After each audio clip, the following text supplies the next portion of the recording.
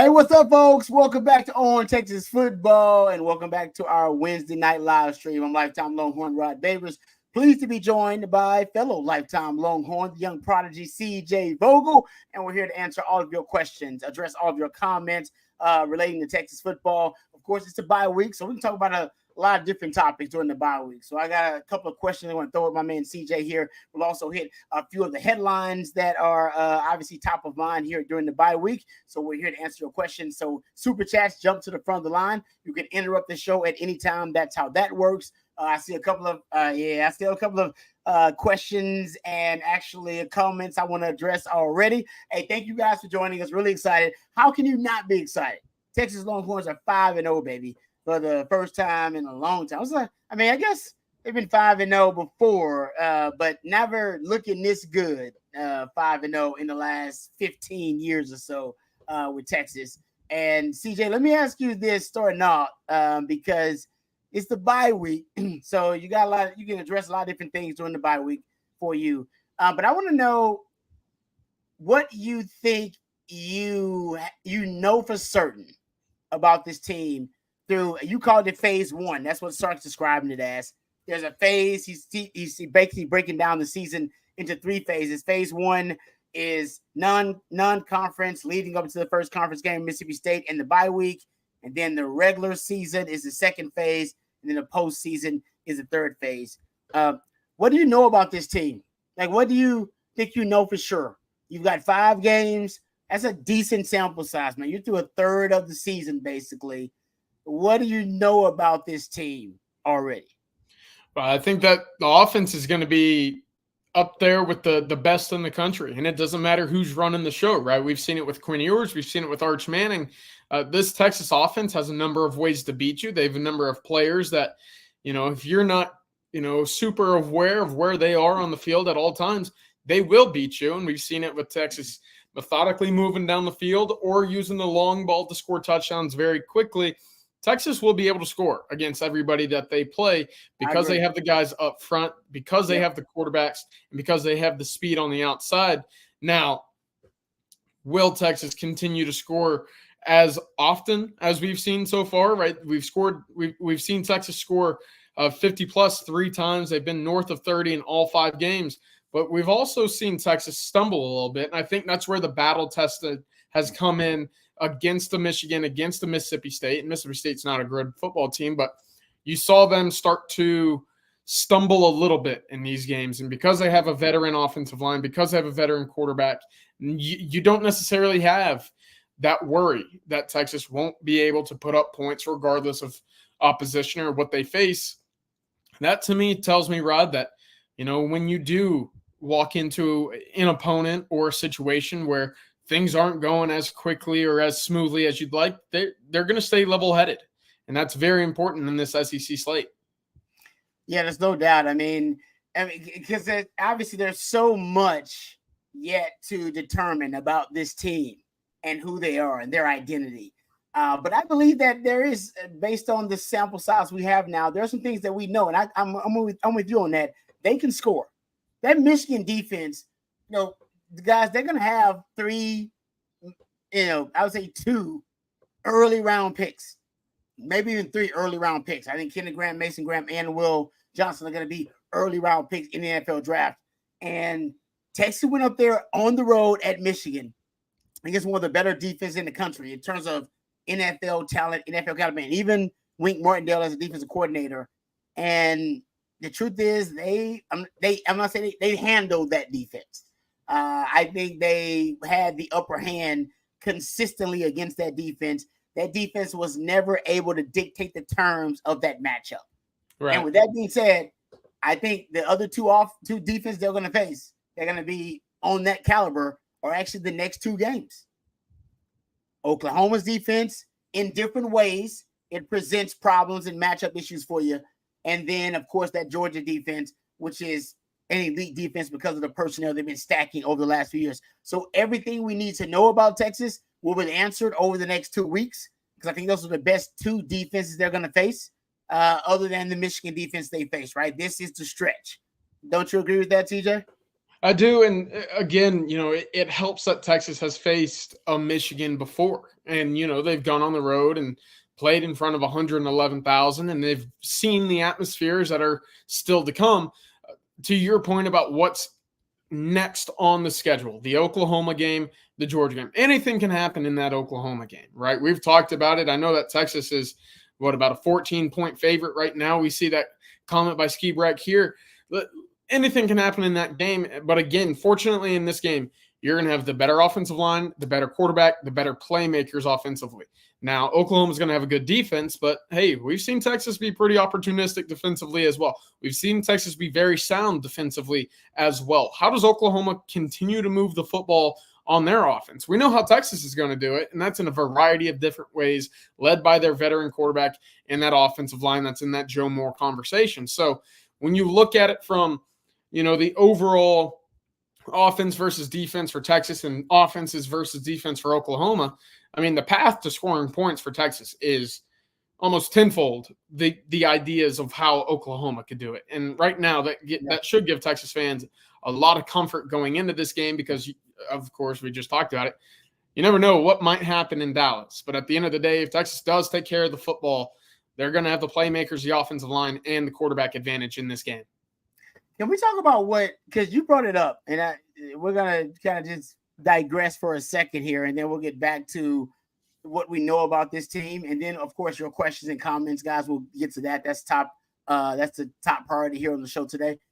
Why does FanDuel have the Texas OU game at 14.5 when every other major sports book has it at like 7, 8.5? Bet3, right? If I look at Vegas Insider, MGM has it at 8.5. Bet365 8.5. ESPN 8.5. Looks like here DraftKings has it at 8.5. Another 7.5. The only sport Bally's has it at 6.5. The only sports book that has it as a double-digit number is FanDuel. That's it.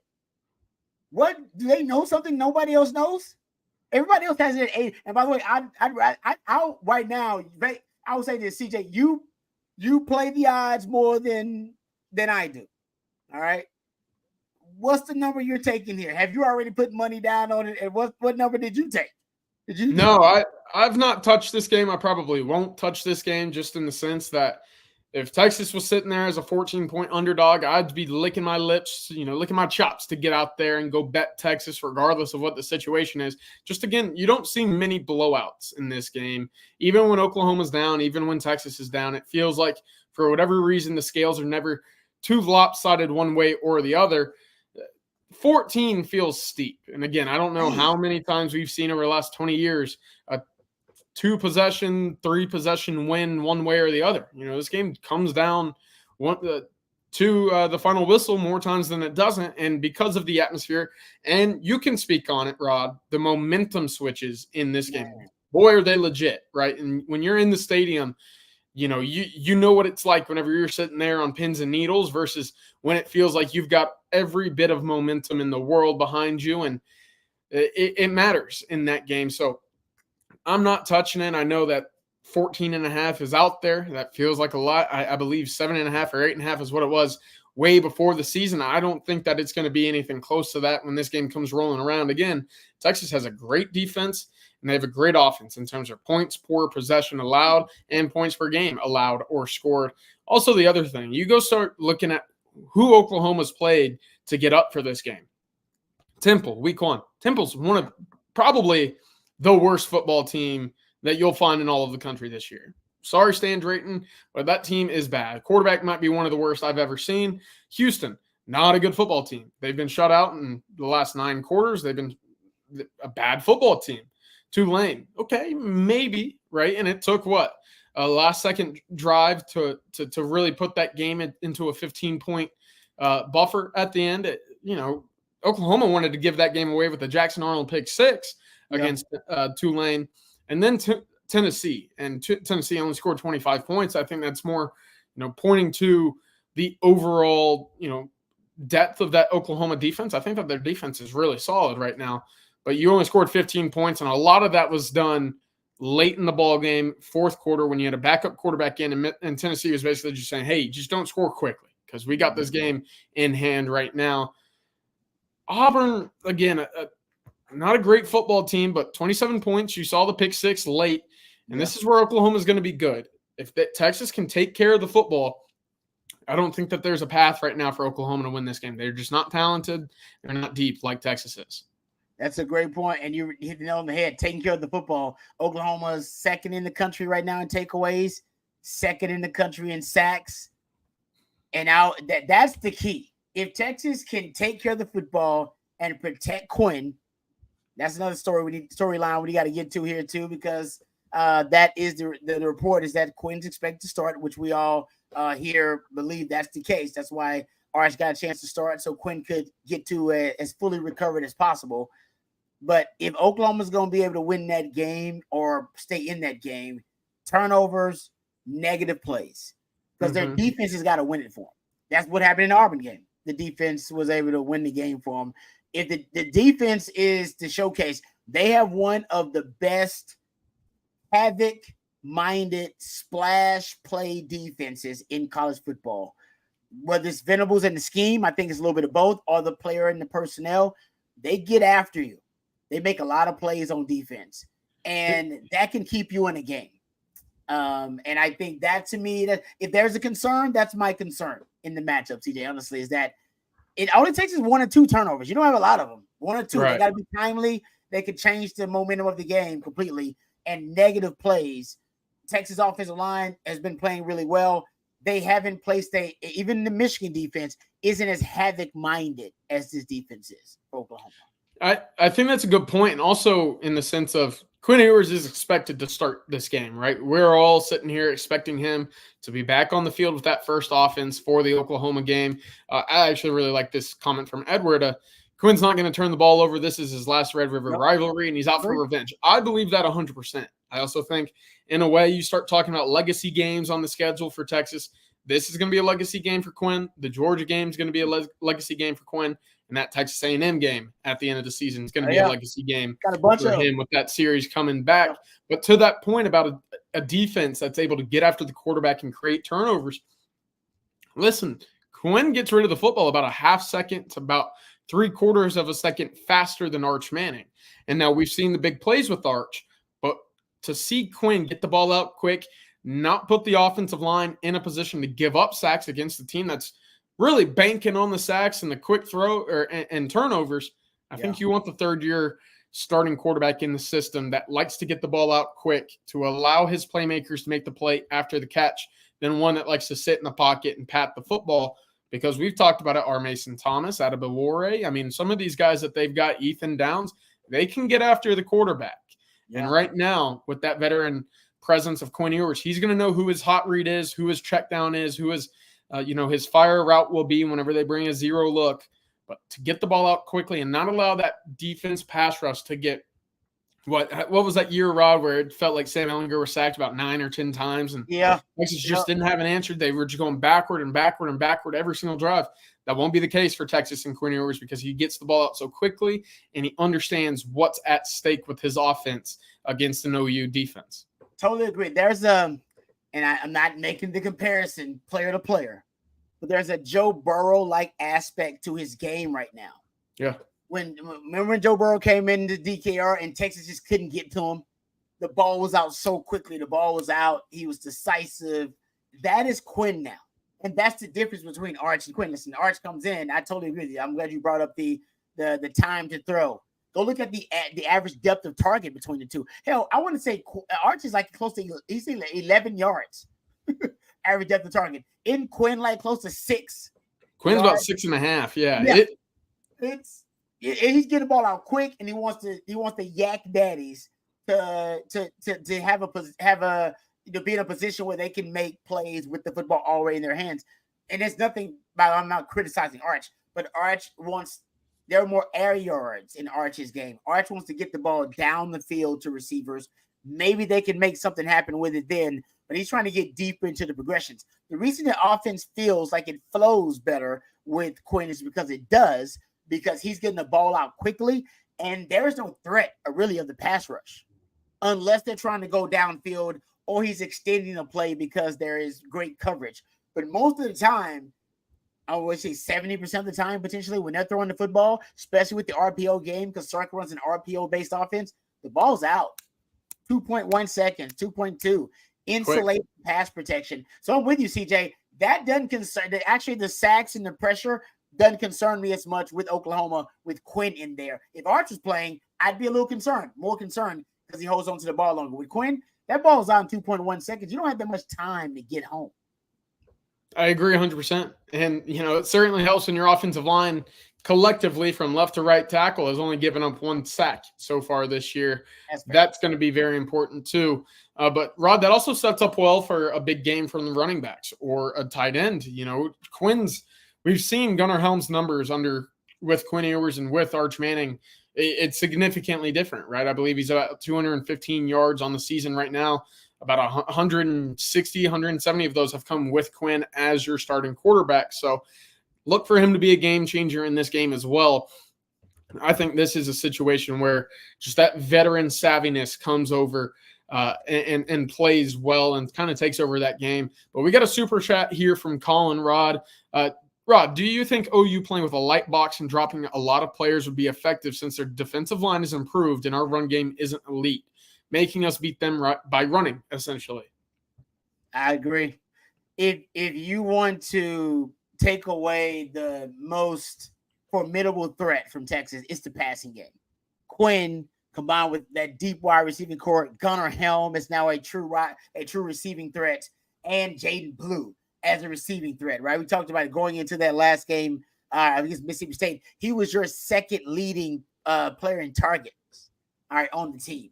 So I've always said it. Texas is a pass-first team this year, and I think that's what they lead with. And Sark actually, in most of the games, that seems to have been the case. You go look at their early game pass rate, it's 60. Even with Arch in the last start, his second start of his career, he was close to 70% early down pass rate, guys. So they lead with the pass, and they want to close with the run.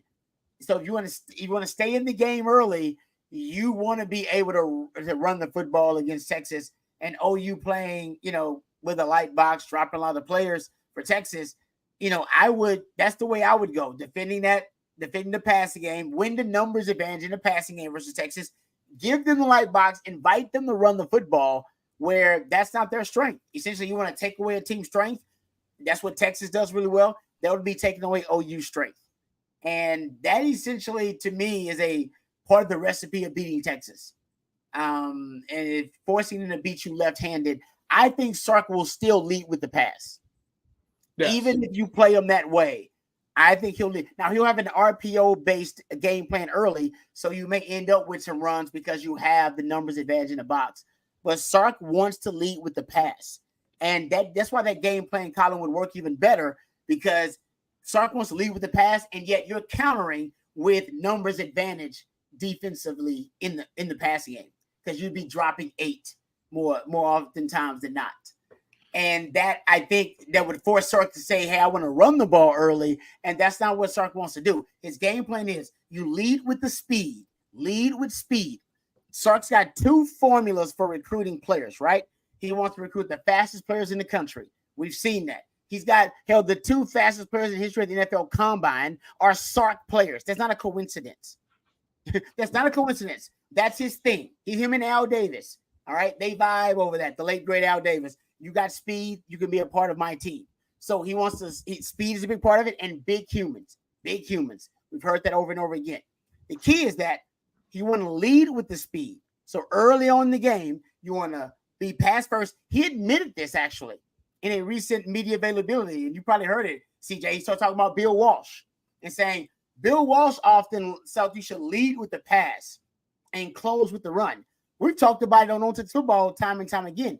That is Sark's formula. That's his blueprint. He wants to lead with the pass and end with the run game. And I think the reason is because the speed, you chasing speed the entire game with his cheat codes, the pre-snap motion, all the shifts, him taking shots down the field, chasing that all game long. And it's going to wear out your defense a little bit. And in the fourth quarter, hopefully, once you have a lead, that's why he's big on that I call about that quintessential Sark run that's going to happen at one point during the game that will separate Sark. You'll get a double digit, even a 3-score lead at that point. And that's when the complementary football he talks about kicks in, because he closes out, he chokes you out with the run game. And then the defense with great pass rushers. Think about the last game versus Mississippi State. 6 sacks, right? 4 of them came in the second half. 4 of them came on first down. Why? Because that's when you forced Mississippi State to abandon their game plan and they had to throw the football. And that's when all your pass rushers, they could eat and then they could make plays on the football. So it is a complementary aspect to it. But I think that's big on Sark being able to get a lead. And that's why Jeff Levy's game plan was brilliant, because it never allowed Sark to have that run. Now, if Jonte Cook catches the football, Jaden Blue doesn't fumble in the red zone, not as many pre-snap penalties and all that, maybe Texas still has that run. But the run was possible because he dominated the first quarter in time of possession, and then they were able to keep the football and limit possessions for Sark. And then human error, something Bill Walsh also believed in. The reason Bill Walsh loved explosive plays, guys, is because he said, ultimately, he did a lot of like public speaking. This is why Bill Walsh is great to study football, and said human error is the reason you need explosive plays. Because putting together a 13, 15 play drive, the reason it's almost impossible is because an O-lineman's going to screw it up. They're going to have a penalty. Or one of your wide receivers is going to have a sight assignment they miss. Or they're going to drop a pass. Or your quarterback's going to be inaccurate on the throw. Something's going to happen where you won't have perfect execution with 11 players across the board. And then that will kill your drive. Put you behind the chains, put you off schedule, and give the defense the advantage. So why I need a 8-play drive or a 6 to 8 play drive instead of a 15-play drive is because human error. Somebody's going to screw it up. In 8 plays, I can get 11 guys to play perfectly on 8 plays, but I can't do it on 15 plays. So for Texas, getting back to them, that's why if Texas is having to put together long, sustained drives. What was their first drive of the game versus Mississippi State? A 5-play drive, 6 plays? Yep. That's football. If Texas has to march the length of the field, somebody's going to make a mistake. That's just human error. And that's what Oklahoma's game plan is probably going to depend on, and Mississippi State's too. Make them march the length of the field, and hopefully they make a mistake. And if they do, you got the advantage. I like that a lot, especially when you've seen an offensive line as often as Texas committing penalties, right? Whether it be false starts, snap infractions, 5 holding calls on the Texas offense as well against Mississippi State. They're going to be facing better athletes defensively for Oklahoma in this game as well. So flipping sides, talking a little bit about the Oklahoma offense. I know that they're going to be making the switch over to Michael Hawkins as their starter, it appears.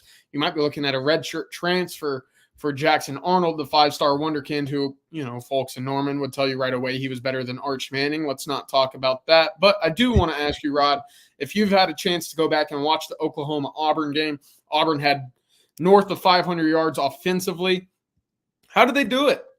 Rod, did you get a chance to watch it? Because I did see the box score. I haven't watched it completely back yet. But Peyton Thorne having 340 yards of passing tells me, there are going to be ways to throw the ball downfield for the Texas offense. Yep, there probably will be. I think you can move the football on them. How many? I haven't looked at I actually have that game DVR, and I plan on going back and watching it when I do my Oklahoma breakdown, because I haven't watched it yet. I just obviously saw the box score. How many turnovers did Auburn have in that game? That's the question for me. See, because Oklahoma's defense, guys, it's not, and I compare it a lot to, excuse me, the Brian Flores defense in the NFL. I like a lot of NFL comparisons. Sark does too. So I think me and Sark think on the same level. The Brian Flores defense with the Minnesota Vikings is considered right now the most creative defense in the NFL. Like it's right now, and it's really effective versus the McShanahan offenses, which are the Sean McVay, Kyle Shanahan offenses, which are taking over the league. And they are leading the NFL in all the splash categories, takeaways, sacks, tackles for loss. All those types of, those splash plays that are advantageous to defense. That's Oklahoma. Right. That's they. If you go look at those Brian Flores defenses, hell, Brock Purdy threw for 300 yards on them. Jordan Love just threw for 300 yards on them, but he had 3 picks. Go look at third down. Teams, they can't convert on third down. They're less than 30% on third down versus that Minnesota defense in the last 3 weeks where they faced the Texans and the Packers and the 49ers. The best defense the best offense in the league. That's Oklahoma. They don't stop you necessarily. You can move the football, but in critical situations, third down, red zone, they are able to facilitate mistakes. Yes. So that's the thing with me I worry about with Texas. I think Quinn is perfect for this situation because the third-year starting quarterback in the system, and I don't see him making a lot of mistakes. But last year he did. Yes, sir. He sure did. You know what I mean? So that's kind of my thing. I'm like, well, I don't think he will, but has he faced a defense with these kind of players in the back seven? He has not. Not Michigan's defense either. No, guys.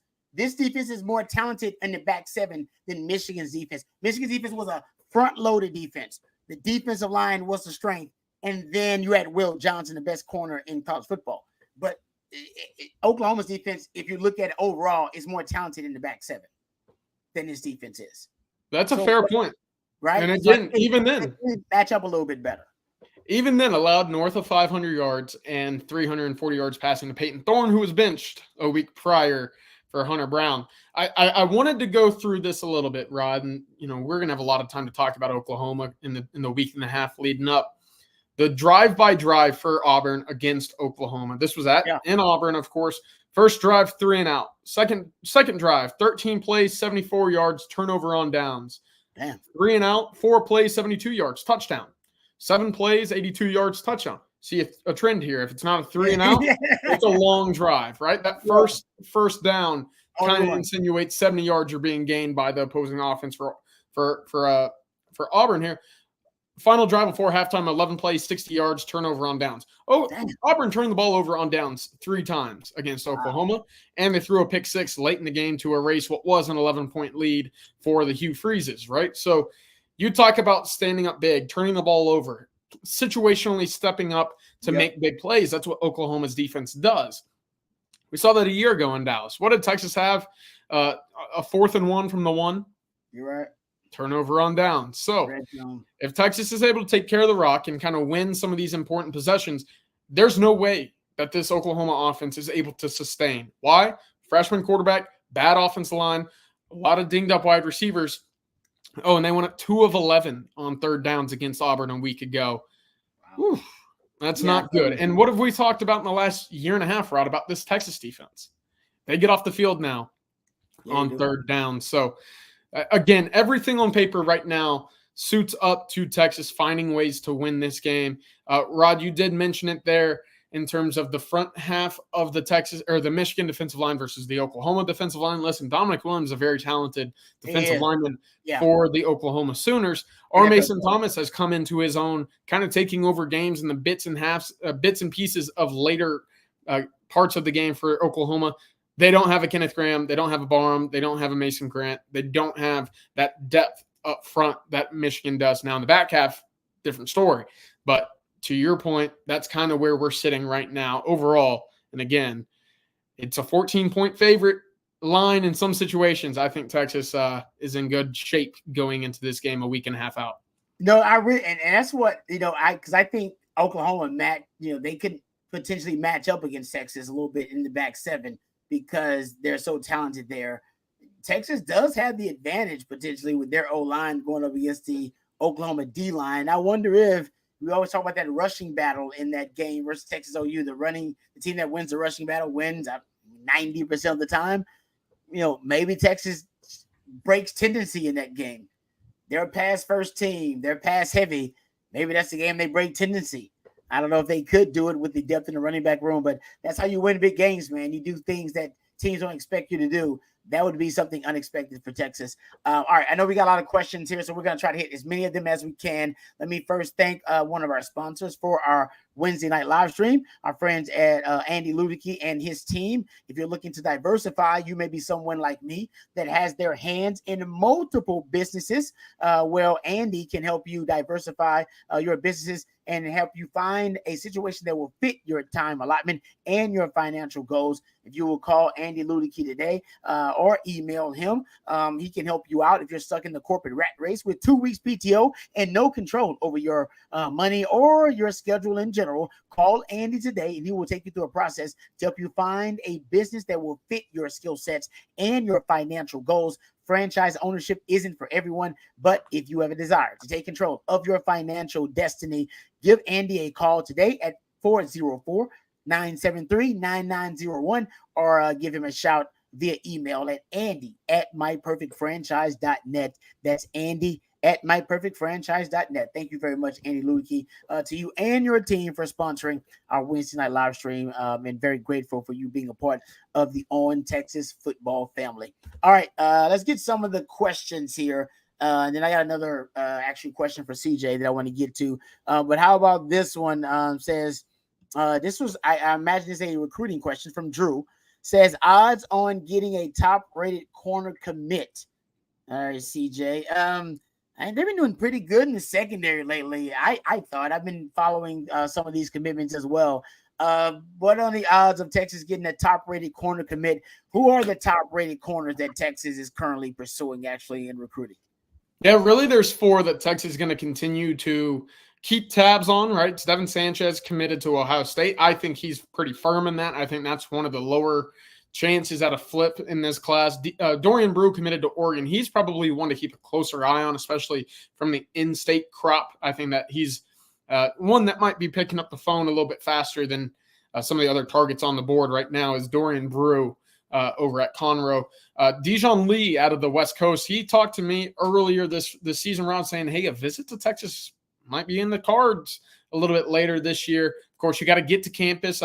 It's all great, when you're trying to find a wife rod and you're flirting at the bar, you're texting back and forth. But until you go on that first date, there's no guarantee that you're going to have anything moving forward, right? So for Texas, it's all about getting these guys on campus. And then Naeem Offord also committed to Ohio State. Auburn, Alabama trying to flip him, keep him close to the South. I think that it's a long shot for him. I look at it as Dorian Brew and maybe a Dijon Lee if you're able to get them on campus as really the only 2 that, Texas might have a shot at to flip and get in the class late. Okay. Yeah, I mean, I love keeping up with the DB commits because I think it actually, for me, kind of paints a picture of what Sark is visualizing or what he envisions the defense to be. And I think he gave us a sneak peek that last class of DBs. He kept talking about versatility and position flex and how these guys are three position players. And ultimately, I think it has shown up in the defense that we've seen this year. There's been a lot of position flex, a lot of versatility. I think that's one of the keys to their recruiting, especially at that DB position, cornerback position. So good stuff there, CJ. How about this one from South End Zone Queen? Says Rod, CJ ranks the top defense in the SEC and then the top 5 offense in the SEC. Yeah, the top offense in the SEC right now has got to be Tennessee. Tennessee's the best offense in the country. I believe they're scoring like 54 points a game. That's like what they're averaging. So but I would say Texas is right there in the mix. I don't know if now Tennessee did play Oklahoma. Oklahoma's a really good defense, and Texas played Michigan. I still think Michigan, even though they didn't look like versus Texas, I think that's a really good defense.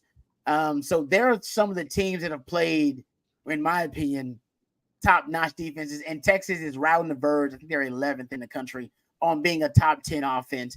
But Tennessee's the best offense in the SEC.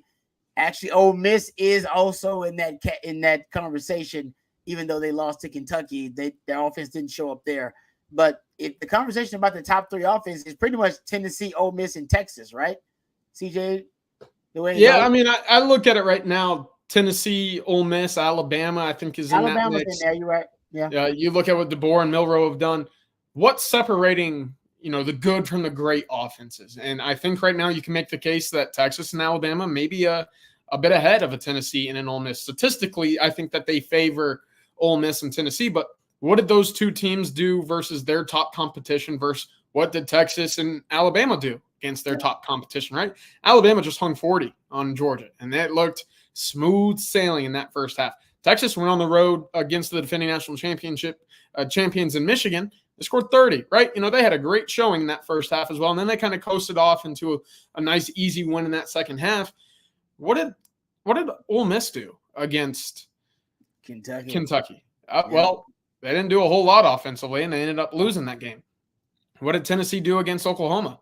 Well, I think the same kind of thing. They settled for a lot of field goals, and they won by, 10, but only scoring 25. So when being tested by their best opponent so far this year, I think you see that little bit of a difference in standard defensively on the other side.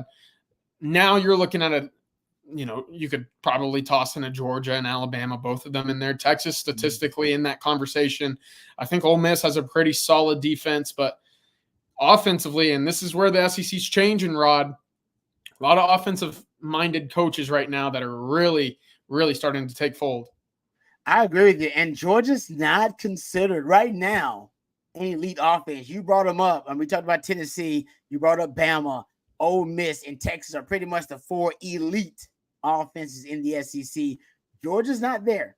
So Georgia's still leading with their defense right now. And the crazy thing about it is some teams have both elite aspects, right? Now, Georgia's right now, their defense is still among the best defenses in the country. We're looking at just scoring defense overall. Georgia is in the top 20. Texas is, in the top 2, actually. Tennessee is in the top 2.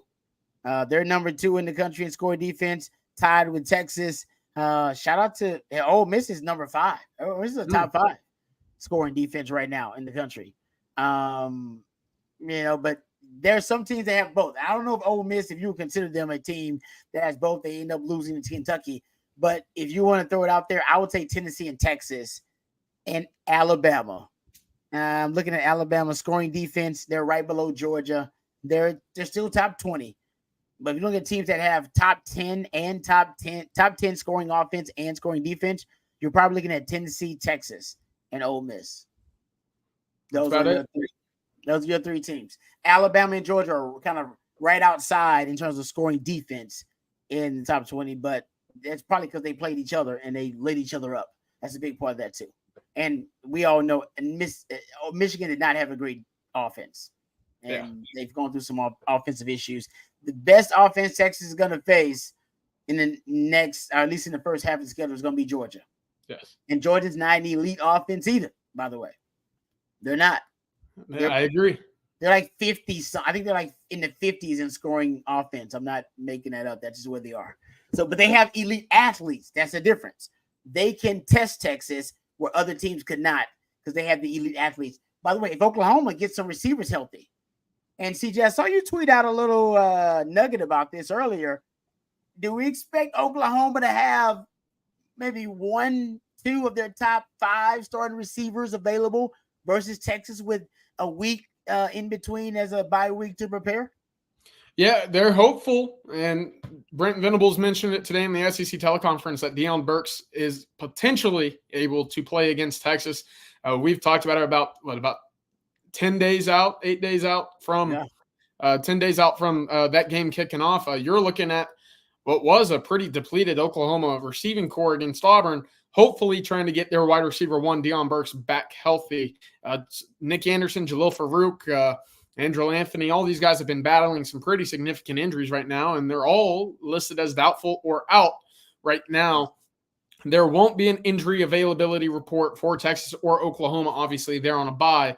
But come next Wednesday, it'll be really interesting to see about this time next week who is listed as questionable, out, doubtful. You get the idea. I don't expect to see a whole lot of those guys healthy for this game, but right now, Deion Burks, maybe the likeliest of the bunch to play. Outside of that, you're looking at Jaquez Petaway, a youngster, and Brennan Thompson, an old face. Hey, there you go. Take away the top speed for these guys and you play over the top. There's not much that they can do offensively with these wide receivers outside of Burks. So we'll see. Of course, defending the quarterback run and getting those guys, attention on the Michael Hawkson is going to be very important as well. Yeah, I can't wait to see what Johnny Nanson's got for this game. You got Hawkins, the quarterback who can run. He's a guy that honestly I probably respect his legs more than I do his arm talent or his talent as a pocket passer just yet, because he's still a young quarterback. So do you just stack the box, stop the run, take away that element, and force him to beat you with his arm? I think that's the most rudimentary game plan. Can you force Hawkins to beat you with his arm and a depleted wide receiving core, which I think Texas DBs can hold up against? That's probably where I would approach it early on. I'm like, you know what? You ain't going to run against us. You're going to have to sit in the pocket and throw the football downfield. If you can prove you can do that against our DBs, all right, we'll make an adjustment. Until then, we're going to take away your strength, which is run the football. Yeah. Beat us with the pass. Because I don't think Oklahoma can do it right now with their issues in pass protection, just changing starting quarterbacks, and injuries at wide receiver. Why would you let them beat you any other way? I agree. I agree 100%. Hey, Rod, I've got a question. We've seen the conversation in the chat. We'll bring it here. Starting running back for Texas. Whenever they walk up to Dallas. Is it Jaden Blue? Do you see maybe a more carries going to Trey Wisner or Jarrett Gibson?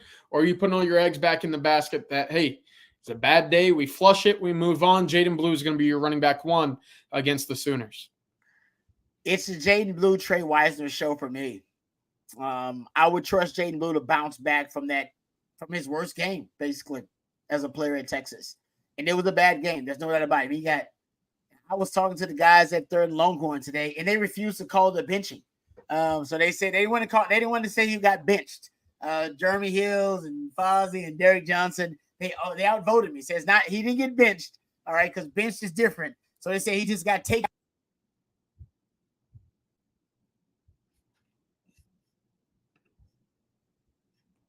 Oh. Sorry about that. My mic got cut off for a second, but got taken out of the game. So my thing was, listen, whether he was taken out of the game or not, he did not perform up to the level they expected him to. I think he's going to bounce back with a vengeance. I think you're going to get the best of Jaden Blue in the Texas-Oklahoma game. Trey Wisner, like I said, he's another guy I've sat down with and talked to. He's got a maturity to him that I think in this type of game helps you. I always say very inexperienced young teams struggle in these games. You go look at when Texas has been blown out, they're usually because they're inexperienced and young. That's when they get blown out in this game because they don't know what it's about. They don't understand the momentum shifts. They don't understand the emotional charge in this matchup. They just don't get the stakes. They don't get, the gravity of it. They don't understand the magnitude of it. And once they do, that's when Texas usually get their best effort. They fight like hell or they end up winning the game. And with this team, I'm not sure where they are in terms of that because they got a veteran quarterback. I think they got the veteran savvy. They understand what the game's about. And Sark does, right? You got to coach this game different too. But ultimately, I think for Texas in this matchup versus Oklahoma, that it'll be about the initial fight. Because I know Brent Venables is a smart coach. I like Brent Venables. He understands he's outmanned. They got more talent than you. They have more of the advantages because of the quarterback. They have a more well-rounded recipe to win, better in all phases. So you better fight like hell at the beginning. I expect trick plays. I expect some fourth down. I expect them to go take the Joey McGuire recipe or the Jeff Lebby recipe, go for it early on fourth down, convert, and use your dual threat quarterback. Pull out all the stops against Texas. That's kind of what I expect in this matchup coming up. Yeah, I totally agree. Yeah. We saw it a year ago, right? Texas blocks the punt, and then what Oklahoma do the next kickoff? They had that reverse. It was called back because it was an illegal forward pass, but you get my point. There's all sorts of trickery in their playbooks, and they wanted to bring it out in a key situation. All right, couple super chats here, Rod, I wanted to get to. Put some gold bond on it. Feel free to use it, Rod B. UT Tyler guy, thank you very much. Hey, UT Tyler guy. Hey, my last year was last year was put some Bijan on it because of the Bijan mustard with a side of Rojo. Listen, I would say this about Bond. This is why I agree with you. He is a threat down the field. They need to use him on more reverses, end and arounds, whatever you want to call them, and more wide receiver screens. Because I think he actually, when you get him the ball in his hands, as he's not shifty or necessarily twitchy, but he's so fast. He can destroy an angle really quickly. And if you make one guy take a false step or one player whose eyes are distracted or eyes are occupied, he can be gone. He can take a 16-yard gain and make it a 60-yard gain. And I will say this. I think football speed, he may be as fast as Xavier Worthy. Football speed. If they're running 40-yard dashes, I don't know, because I think Xavier Worthy's got some track guy in him. He's a straight up track. He says right, so skinny and everything. But I think if you're looking at football speed, pads on, during the game, in game, I've seen him run as fast as Xavier Worthy. I agree with. I think I've seen that on the field. I like that. I like that a lot. Yeah. From Jeff, if the playoffs were based on the current rankings, we would be playing Boise State at home in the first round, but the top 25 is going to change a lot. Yeah, absolutely on that, Jeff. Thank you very much for the super chat. Hey, Boise State would be pretty fun, and I think that would be a pretty dangerous matchup for the Longhorns. I don't like it. I don't want it. I don't like that. I don't like it. Is it Jainty? What's his name? Jainty. Yep. Nope. I don't want no piece of Jainty. I ain't gonna lie to you. I don't want no piece of Jainty. Jainty is janky, man. That dude might win the Heisman, guys. At running back, right? 880 yards through 4 games, 13 touchdowns through 4 games. Listen, they should have beat Oregon earlier this year had it not been for a punt return touchdown. I think actually 2 punt return touchdowns in that game, but they're a pretty darn good football team. And right now, Ashton Jainty, if he's not top 3 in your Heisman list is wrong. I'll go ahead and tell you that right now. Last super chat from Russell. Based on what we saw in last Saturday in the second half, I have a prediction. Here we go. By the last few games of the season heading into the spring and next season, Trey Wisner is going to turn into a beast. Wow. Rod, what do you think? I gotta tell you, I did not see, and I've spoken with Trey Wisner and been really impressed by the young man. I did not expect to see him as a punishing runner. I had a perception of Trey Wisner was that a guy that was getting to the perimeter, getting to the edge, as a guy that uses his speed as his elite trait as a running back.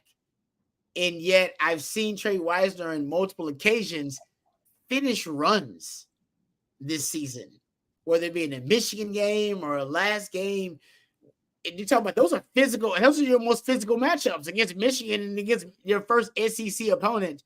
And he's finishing runs in a punishing manner. I think this crazy. I'm a big fan of the pony package. You guys know that. I've been advocating for it for years. And when you had Rojo and Bijan, it was kind of the peak of the pony package. It has been your most effective, most explosive, and most efficient personnel grouping since Sark has been on campus. I almost wonder if he is a good complement for Jaden Blue, because he's a punishing runner. I didn't expect it, but he makes defenders pay. Yeah, and he runs with a physicality that Jaden Blue does not run with. And I almost wonder if you can use, because the beauty of the pony package is you want the versatility, you want you want the running backs to be able to complement one another. And CJ Baxter and Jaden Blue were perfect complements, because CJ Baxter was your gap power run guy inside, in between the tackles, and Jaden Blue on the perimeter gets you to the edge, does all your jet sweep and your perimeter passing game with the running back position. And you lost that, but now I feel like you may have some of it again, because Trey Wisner can be a punishing runner with some of your inside zone stuff. So I'm with you. Trey Wisner has surprised me. He's like a Gunnar Helm to me. There's some other guys. Jake Majors is like that for me. Baron Sorrell has kind of been like that for me, where guys, I'll admit I underrated them, and I'll be the first one to say I should have given them more props, like that Shaq meme where, I didn't know your skills, right? I apologize for not recognizing your skills. That's how I feel about Trey Wisner. I just figured him to be a guy, a jag, he stepped up and played really, really well. I think he has a role for him on this team going forward. I do. I believe that. Absolutely. I don't know what it is, but the way that he's able to just get skinny and run physical, the combination of the two, you don't expect to be, running hand in hand with one another, but he's been tremendous. And I have to look back and say, wow, I'd like to see him get more touches because I know that he's going to hold on to the football. I know that he's going to run really hard. And the other thing, and I think this might be, we talk about the speed for Jaden Blue being the biggest asset, right? And there aren't many players faster in the entire country. Nope. But does that speed kind of come back to hurt you when you're outrunning the holes or the zones that are designed to be set up later in the attempts? And I think right now you're seeing more successful rush attempts from a Jarrett Gibson and a Trey Wisner because I think they're a little bit more patient right now in the running in their backfield. And, I don't know if that's something that you see all too much, but, some of those runs that are opening up late for running backs are hit more often because it's a Trey Wisner and it's a Jarrett Gibson running the ball than a Jaden Blue. Okay. Honestly, CJ, you just reminded me of something that's crazy. I was talking to Fozzie Whitaker earlier this week, and he said, I was asking him kind of about the running back position. Why wouldn't you ask Fozzie about running back? He's one of the best. And he said one thing he was really critical about this group was their inability to create the explosive plays in the running game. Like, we haven't seen those, even though Jaden Blue's one of the fastest players in the country. You haven't seen the explosive plays necessarily consistently out of the running game. And Jeremy Hills, who also I was talking to, running back, he talked about the vision. He said it's a vision thing. He said Jonathan Brooks his vision was amazing. And vision and patience. You brought up patience when you were just talking about the running backs. Vision and patience, where if you wait for the blocks to align, you know exactly when they hit it. Hit at the right time. Doesn't matter if you're the fastest guy on the field, but you hit at the right time because of your vision and patience, and then boom, you break the big one. How many big ones did we see from Jonathan Brooks last year? He ain't faster than Jaden Blue, but it seems like you saw more of those big runs because his vision and patience was better. Absolutely. It makes me wonder, and we see like that kind of outside zone scheme used often for Texas, and that's supposed to be a one cut up the field and get vertical and you're gone, or a cut back lane and you're gone. But when you're not seeing the cut back lane or you're outrunning where the hole is supposed to be originally, well, then it kind of sits back and what's kind of is Jaden Blue supposed to be more of a power or counter guy where the hole is predetermined before the snap? And if that's the case, I think you might be onto something, right? Because then it takes out the thinking of, am I in the right spot? Am I going too fast? Is that the hole for me? Whereas it's, hey, we're going to have a pulling guard. He's going to kick out and you're going to split that tackle that's washing down and the guard that's kicking out. That's where you got to go. I think for Blue, that's what you got to start entailing a little bit. The issue with that is it gives you less of, a fallback. If that's taken up, where does he go? And then you have to think on the fly, right? So I think that's interesting, but I think it's worth at least kind of pondering about, what overall it might be, for Jaden Blue this year. Last super chat, Sugar Daddy. Thank you for the super chat. Beer's looking cleaner, stud muffin. Hey. Joke's on you. I haven't touched it today, so maybe it's just feeling in a little bit better than what it was earlier this week. That's right. After this, I'm packing up. First I'm hitting the grill. We got to go cook a nice little Wednesday night steak, Rob. Oh, yeah. You damn right. We got to celebrate our Detroit Tigers moving on to the next round. Sorry, Houston fans. But I cannot believe that. I really cannot. I think they were like a World Series favorite. They losing a wild card round to the Tigers. I'm trying to Cinderella story of Major League Baseball. What the hell? Team of Destiny. 55-63 on August 10th, man. That's what having the best pitcher in baseball will do for you. Schoolboy. Yeah, he's a beast. Absolutely. He's a monster. But yeah, I've got him 65 and 55-1. So I'm gonna go celebrate here in a little bit, and then I'm gonna start packing because I'm gonna be hitting the road up to Dallas tomorrow, and then on the way to a wedding this weekend. So come get your updates on TexasFootball.com. Jerry's on the road doing a great job. Texas coaches also on the road right now. Jax P says, I'm a Rangers fan, so today was a great day. Yeah, I feel you, because I'm like, what the hell just happened?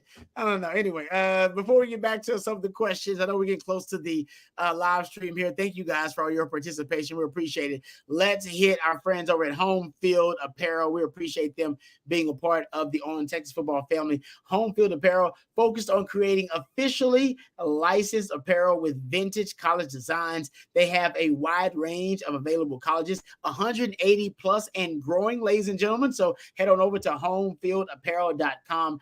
They have a can't miss kickoff campaign right now. Great football boxes, and their football boxes have jackets and bomber jackets, and also you can check out their football boxes. They have their 3 never before seen unavailable items anywhere else. Platinum Box VIPs will receive additional exclusive items, including a new hat or ringer for Platinum VIPs only. The 2024 Platinum Pass will also guarantee you 20% off of early access for more of those great Home Field Apparel items. And you can check them out today at homefieldapparel.com and use the code Texas24. That's Texas24 for 15% off of the Home Field Apparel items. It's homefieldapparel.com. The convenience of online shopping has never been better.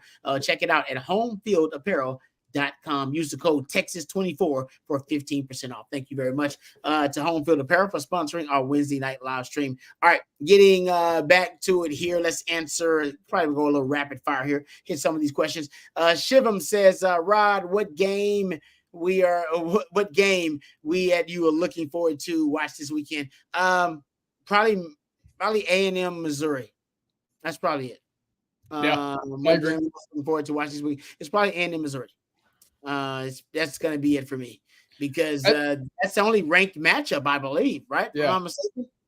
That game will tell you more about Missouri than it will about Texas A&M. What's going to be interesting is, is Connor Wakeman going to start? He's healthy. He's practicing. That's going to be interesting for A&M. But I think in terms of separating the pretenders from the contenders, Missouri, top 10 team right now, going on the road to play A&M. That's a game they should win.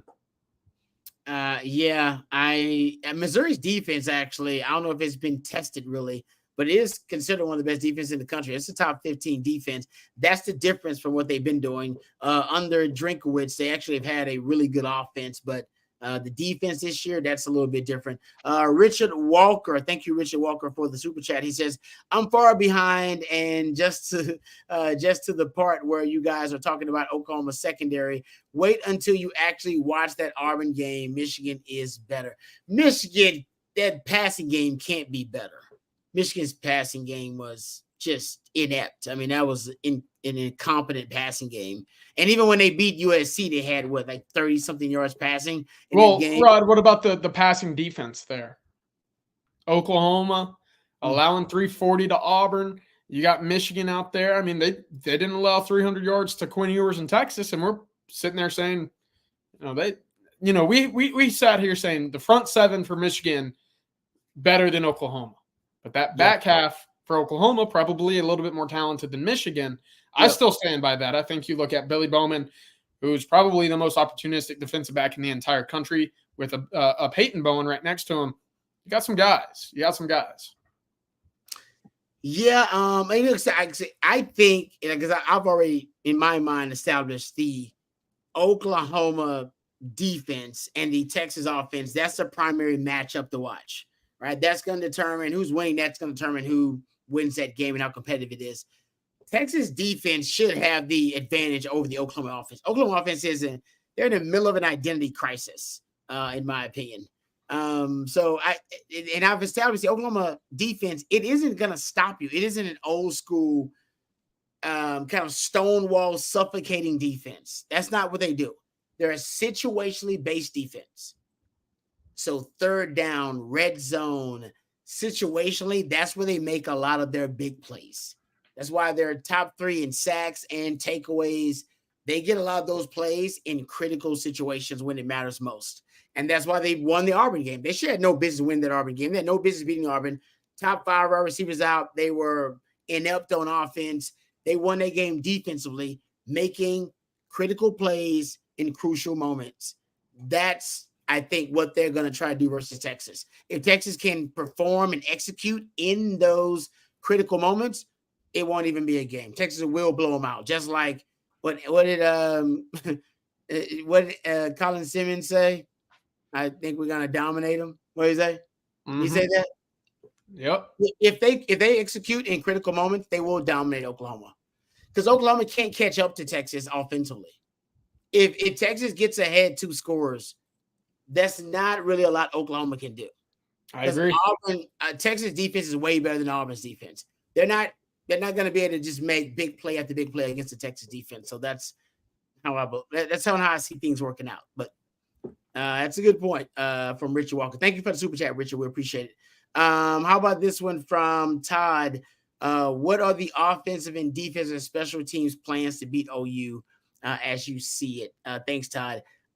Basically, all your game plans have to be based on the premise that you're not going to allow your opponent to monopolize momentum. The thing that makes the Texas OU game so unique, and coaches don't realize this, they've coached it, and Sark did. And think about last year's game. CJ brought it up. Think about Sark and Venables kind of trading jabs early on in that game, because they both understood the assignment. If you allow the opponent to monopolize momentum, you could get totally washed out of that game and it'd be a blowout. And you not be a bad team. It's just because the momentum shifts are so dramatic because of the way the crowd is split and how unique the environment is. That's why Sark's first year, he had all the momentum in the first half, right? And then Caleb Williams takes it all back. Yeah. You lose it all in one half. And then you realize, I was a part of it. I literally remember I took a pick 6 to the house. We got up on Oklahoma. We were up 2 scores. I'm like, we're going to beat Oklahoma with Robbie with the pick 6. I'm about to be drinking for free. I'm about to go down on 6th Street and party, and I'm going to be the MVP. And then the very next play, Oklahoma returns the kickoff deep into our territory, end up scoring, snatch all the momentum back. My momentum was moot, didn't matter. That's that game in a nutshell. If you allow the opponent to monopolize momentum, you're done. And that's why you got to recognize when it happens. You got to be able to sense it. Like, oh no, we're losing momentum. Okay, you know what? That fake we had planned. Let's do it right now. Let's fake it. Let's go. Let's go for it on 4th down right now. Or let's take that shot play. Let's take it right now. You cannot afford to wait on certain elements in that game. You got to react accordingly. And your feel of the game has to be on. And that's why both of these teams getting bye weeks before is huge. I can't remember, CJ, you do more research than me, or as much as I do. I can't remember the last time they both had bye weeks. That's unique too. So they'll both have a lot of extra elements in the game plan they normally wouldn't have. No, I totally agree. And again, you're going to see both coaches dig into their bag a little bit. Defensively, I'm really eager to see what kind of exotic looks we see from PK and Johnny Nansen. Why? Because, well, they're starting to unravel a little bit when it comes to some of those different looks. You know, we saw Trey Moore, Colin Simmons, Anthony Hill blitzing over the B gap. Hadn't seen that so far this year. Now they're going to start bringing some really different looks when the games matter the most, and that gets me really excited. Yeah, I hear somebody say here, Sark's got to be better. Sark has to be smart. He didn't take those 3 points versus Mississippi State. Got to have better decision-making. You're right, but this is why Jex P, I'm optimistic. He admitted it right after the game. That's my coach. Yeah, he knew. He knew, exactly. He knew. He's like, nah, you know what? That I always say this. I'll end it on this note, and we'll hit our last sponsor and get close to the end here. There's always a cognitive dissonance that exists between coaches. It's like that devil and that angel on your shoulder. All right. And for Sark, it's Sark, who is one of the most brilliant offensive minds in football at any level. We call him Sark. He's amazing. He's stylish, has great fashion sense. You know what I mean? Knows how to deal with the media. He's savvy. We love that guy. And then there's Steven. Steven lurks. Every now and then you see him. You saw him in that Mississippi State game. He's like, Steven took points off the board. Steven's the one you remember the Oklahoma State game? That was Steven. He's like, let's throw it deep, even though my quarterback has a hurt hand and my wide receiver has a broke hand too. That's Steven. Yeah. You don't want Steven. You want Sark. Sark is sexy. Sark got fashion sense. Sark is savvy. He's got, brilliant play designs. Every now and then you may see Steven, and that's what Sark, he referenced him. He's like, I don't know who that guy was that took the points off the board. Oh, we know who he was. That was Coach Steven. And we don't ever want to see him again. All we want to see is Sark all day, every day. That's okay, because we all got that in us. And there's a Rod and there's a Roderick. I don't like Roderick. I want Rod. Rod's cool. Roderick is a lame-o. Everybody's got that cognitive dissonance that exists. So Sark got to fight against that. That's all. Nothing wrong with that. Hey, TJ, who's your alter ego? Who's the one you fight against? Who's the demon you be trying to fight against? That's man. That's There's several, Rod. I mean, there's all sorts. I see him every day whenever I log into Twitter. But for me, I mean, yeah, exactly. You know who he is. Everybody's got one, guys. It's okay. And if Sark's got him, it's okay. We'll deal with that, because we all got to deal with that. That other one. All right. And we want to be the better half of ourselves. We want that to take over. So guard against Coach Sark. Like Quinn, Mullet Quinn. We don't like Mullet Quinn. No. I want clean cut Quinn. I want Quinn with the nice haircut, looking good, clean shaven. I don't necessarily like Mullet Quinn. I like Quinn clean cut, wearing everybody else's chains and jewelry. Yeah. He got the swagger. See? It's very different. That's all. Everybody's got that cognitive dissonance that exists. All right, let's talk about Andy Ludicky. He has no cognitive dissonance. He's always on the straight and narrow and always straight up with you. If you're looking to diversify, you may be someone like me that has their hands in multiple businesses. Well, Andy can help you diversify by finding you businesses that will fit your time allotment and your financial goals. If you're stuck in the corporate rat race with 2 weeks PTO and no control over the money you make or your schedule in general, call Andy today and he will help take you through a process that will help you find a business or businesses that will fit your skill sets and your financial goals. Franchise ownership isn't for everyone, but if you have a desire, all right, to take control of your financial destiny, please call Andy today at 404-973-9901. That's 404-973-9901, or give him a shout via email at andy@myperfectfranchise.net. That's andy@myperfectfranchise.net. We'll appreciate Andy for sponsoring our Wednesday night live stream. All right, getting close to the end here. We appreciate all you guys for your participation today. Thank you so much for all the super chats. We appreciate that. Thank you to Matthew behind the scenes. He's a real MVP, always twisting and tweaking the dials for us. We appreciate you, CJ, and all your wisdom and the nuggets. We thank you to our friend Andy Ludicky. Also, thank you to our friends over at Home Field Apparel for sponsoring our Wednesday night live stream. Don't forget, tomorrow we'll be back. We got the 8 o'clock coffee and football, 8 a.m. coffee and football. And then we have the winning drive with myself, CJ Vogel, and Coach Bob Shipley. CJ, just a heads up. Coach Bob Shipley has challenged me to get Gabe Eichert on the show. After his Gabe Biker comments, he says he wants to apologize to Gabe Eichert in person. So I will also tell you straight up, hey, if you have connections, reach out to him. I'm gonna slide into his DMs and try to get him on the show. Coach can talk to him so we can get an Oklahoma insider on to talk on the show. But you let me know if you can get it done, because you were actually on his show. Yeah. And Coach says he feels bad now about his gay biker comment. If you want to know what it's all about, the inside joke, go check out the Monday version of the winning drive.